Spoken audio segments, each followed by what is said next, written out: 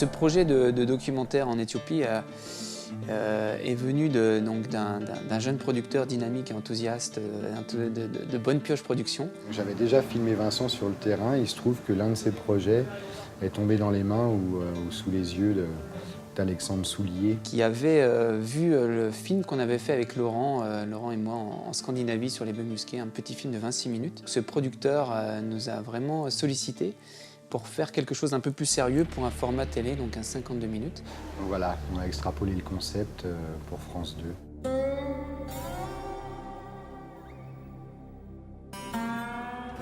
On savait que Vincent voulait aller dans cet endroit depuis qu'il est petit, dans un univers à la fois minéral, très aride, froid la nuit, chaud le jour. Il le raconte lui-même. Il a vu une image d'un loup d'Abyssinie dans un magazine un jour et c'est comme ça que se construisent les histoires dans sa tête. On est resté 3 semaines sur place et c'était peu, surtout en animalier, on avait quand même des scènes à faire et puis toujours de trouver le loup et sa tanière et c'était vraiment pas simple, on était sûr de rien. On peut avoir des intentions à la base, mais on est tout sauf sûr de pouvoir concrétiser les idées, de pouvoir concrétiser les plans, de pouvoir avec certitude atteindre des objectifs. La seule façon de faire ça, et Vincent le fait très bien, c'est de rêver des images d'abord, et puis ensuite de mettre tous les moyens sur le terrain pour pouvoir les accomplir.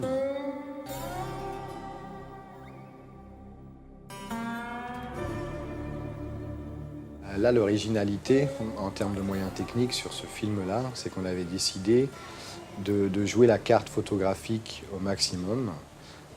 Et donc on a tout tourné avec des boîtiers réflexes DSLR Nikon. Le D4 offrait tous les avantages en termes de prise de vue et en termes de capture audio pour pouvoir réaliser ça, quoi. J'ai beaucoup plus filmé que photographié. D'autant que les lumières étaient très jolies le matin très tôt et le soir, mais la journée c'était vraiment très dur. Donc c'est vrai que ça dépend. En animalier, c'est très variable. Il y a des sujets où il y a des moments, en tout cas des rencontres qui sont plus photogéniques et d'autres où ça va pas du tout marcher. Et la vidéo, par contre, je sais pas, un animal qui passe dans une forêt, dans un sous-bois ou autre, on peut vraiment faire quelque chose de très fort, une silhouette qui bouge. En photo, on pourrait ne rien faire. Donc je trouve que le mariage des deux vraiment apporte des choses. Je pense qu'on peut plus facilement passer des émotions, en tout cas, avec ce mariage des deux.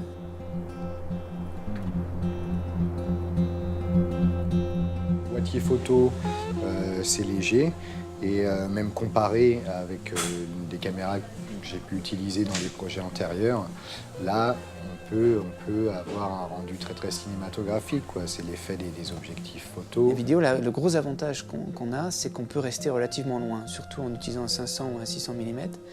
Après, il faut quand même une très bonne rotule et une bonne stabilité. Mais on a ce mode crop qui nous permet de multiplier par 2,7 fois notre focale. Et ça, c'est vraiment super pour l'animalier. On est contraint de travailler différemment. On a des habitudes dans l'audiovisuel, l'ergonomie des caméras, etc. Là, on n'est pas du tout dans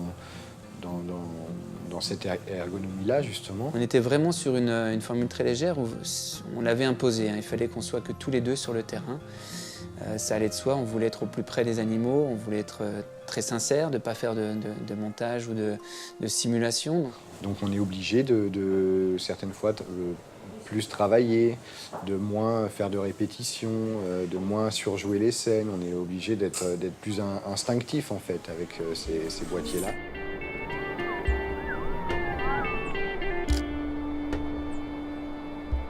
Je pense qu'il y a une séquence du film quand Vincent voit le loup d'Abyssinie sur le terrain tel qu'il l'avait vu sur une image dans son enfance, qui retranscrit exactement tout ce qu'on peut faire avec ces outils-là dans la gestion des contrastes, des contre-jours, des pleines lumières frontales, dans la profondeur de champ, le portrait animalier. Le D4 est bien sûr très bien en photo dans les hauts ISO. Et puis c'est pareil en vidéo, hein, parfois c'est assez impressionnant. Ça m'arrive de l'utiliser pour juste voir ce qu'il y a devant moi, parce qu'il va rechercher des choses que l'œil n'arrive pas à voir. Au-delà des boîtiers, il y a d'autres accessoires qui étaient fondamentaux. Je pense notamment à l'enregistrement du son, parce nous n'étions que deux. J'avais adapté sur le D4 un boîtier qui a été développé par la société DCA qui s'appelle Telemac et qui permet de rentrer des sources audio en mini jack. L'intérêt, c'est qu'on peut ajuster les niveaux sur le D4 puisqu'on a un monitoring, un retour audio. Voilà, j'avais juste besoin de ça et d'un micro, une bonnette pour lutter contre le vent et c'était parfait. Je ne prends pas de précautions particulières pour les protéger, parce que ça reste quand même, des boîtiers qui sont tropicalisés avec des joints toriques, enfin ça reste quand même du boîtier sérieux. Quand on est confronté à des conditions un petit peu extrêmes, c'est à un moment donné d'être obligé de ne pas tourner malgré le bon moment, quoi. Et à l'instant T, celui qu'on attend depuis des heures, des jours, des semaines, qui se produit, et on ne peut pas tourner parce qu'il y a un problème technique. J'essaye un peu de saisir des émotions, de saisir un petit peu toute la poésie que la nature dégage. Ce boîtier, c'est un outil. Et plus il est performant, plus c'est simple, plus on y arrive, donc c'est mieux, quoi. La démarche de Vincent, c'est non seulement de rêver des images, mais ensuite de tout mettre en œuvre sur le terrain pour les réaliser. Mais peu de gens comprennent que c'est aussi un athlète sur le terrain qui passe des heures et des heures et des heures sous la pluie, dans la neige, dans la poussière, à jouer des amplitudes thermiques monumentales entre le jour et la nuit, etc. Et c'est pour ça qu'il travaille avec Nikon, c'est pour la fiabilité du matériel. Puis moi, en tant que photographe, bien évidemment, c'est plus simple. Je ne saurais pas manier d'autres caméras vidéo. Là, ça reste quand même un boîtier photo. Et avec les fonctions très accessibles et puis un switch très rapide entre photo et vidéo. Donc c'était vraiment satisfaisant de pouvoir partir avec ces boîtiers-là.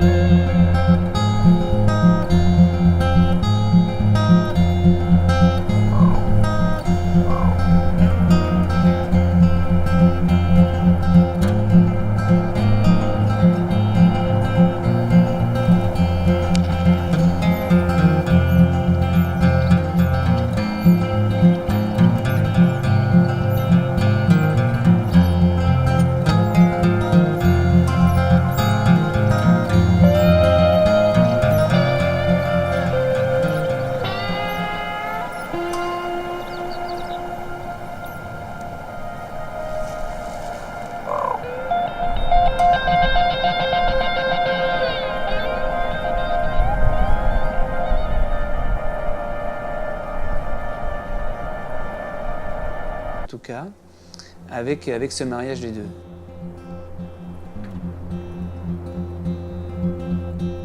Boîtier photo, c'est léger, et même comparé avec des caméras que j'ai pu utiliser dans des projets antérieurs, là, on peut avoir un rendu très très cinématographique, quoi. C'est l'effet des objectifs photo. La vidéo, le gros avantage qu'on a, c'est qu'on peut rester relativement loin, surtout en utilisant un 500 ou un 600 mm.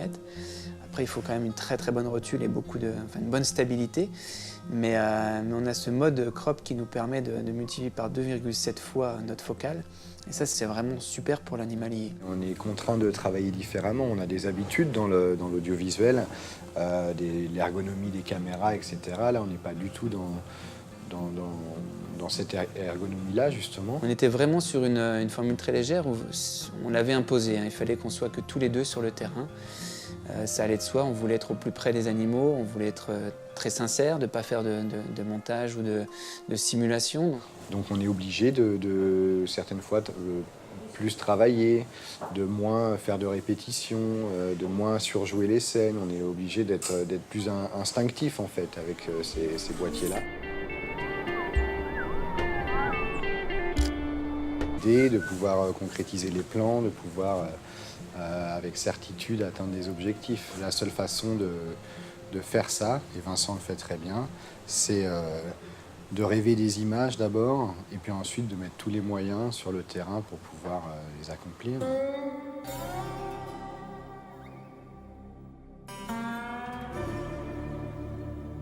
Là, l'originalité en termes de moyens techniques sur ce film-là, c'est qu'on avait décidé de jouer la carte photographique au maximum. Et donc on a tout tourné avec des boîtiers réflexes DSLR Nikon. Le D4 offrait tous les avantages en termes de prise de vue et en termes de capture audio pour pouvoir réaliser ça, quoi. J'ai beaucoup plus filmé que photographié. D'autant que les lumières étaient très jolies le matin très tôt et le soir, mais la journée c'était vraiment très dur. Donc c'est vrai que ça dépend. En animalier, c'est très variable. Il y a des sujets où il y a des moments, en tout cas des rencontres qui sont plus photogéniques et d'autres où ça va pas du tout marcher. Et la vidéo, par contre, je sais pas, un animal qui passe dans une forêt, dans un sous-bois ou autre, on peut vraiment faire quelque chose de très fort, une silhouette qui bouge. En photo, on pourrait ne rien faire. Donc je trouve que le mariage des deux vraiment apporte des choses. Je pense qu'on peut plus facilement passer des émotions. Ce projet de documentaire en Éthiopie est venu d'un jeune producteur dynamique et enthousiaste de Bonne Pioche Productions. J'avais déjà filmé Vincent sur le terrain. Il se trouve que l'un de ses projets est tombé dans les mains ou sous les yeux d'Alexandre Soulier. Qui avait vu le film qu'on avait fait avec Laurent et moi en Scandinavie sur les bœufs musqués, un petit film de 26 minutes. Ce producteur nous a vraiment sollicités pour faire quelque chose d'un peu plus sérieux pour un format télé, donc un 52 minutes. Donc voilà, on a extrapolé le concept pour France 2.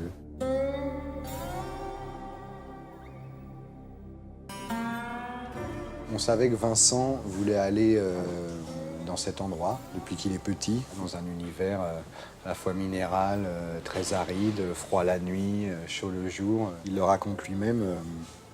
Il a vu une image d'un loup d'Abyssinie dans un magazine un jour et c'est comme ça que se construisent les histoires dans sa tête. On est resté 3 semaines sur place et c'était peu, surtout en animalier, on avait quand même des scènes à faire et puis toujours de trouver le loup et sa tanière et c'était vraiment pas simple, on était sûr de rien. On peut avoir des intentions à la base, mais on est tout sauf sûr de pouvoir concrétiser les idées.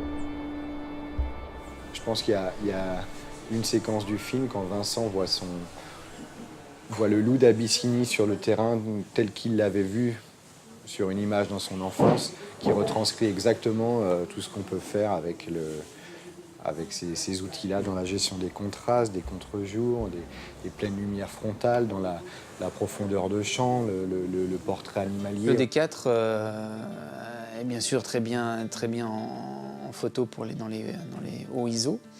Et puis c'est pareil en vidéo, hein, parfois c'est assez impressionnant. Ça m'arrive de l'utiliser pour juste voir ce qu'il y a devant moi parce qu'il va rechercher des choses que l'œil n'arrive pas à voir. Au-delà des boîtiers, il y a d'autres accessoires qui étaient fondamentaux. Je pense notamment à l'enregistrement du son, parce nous n'étions que 2. J'avais adapté sur le D4 un boîtier qui a été développé par la société DCA qui s'appelle Télémac et qui permet de rentrer des sources audio en mini jack. L'intérêt, c'est qu'on peut ajuster les niveaux sur le D4 puisqu'on a un monitoring, un retour audio. Voilà, j'avais juste besoin de ça et d'un micro, une bonnette pour lutter contre le vent et c'était parfait.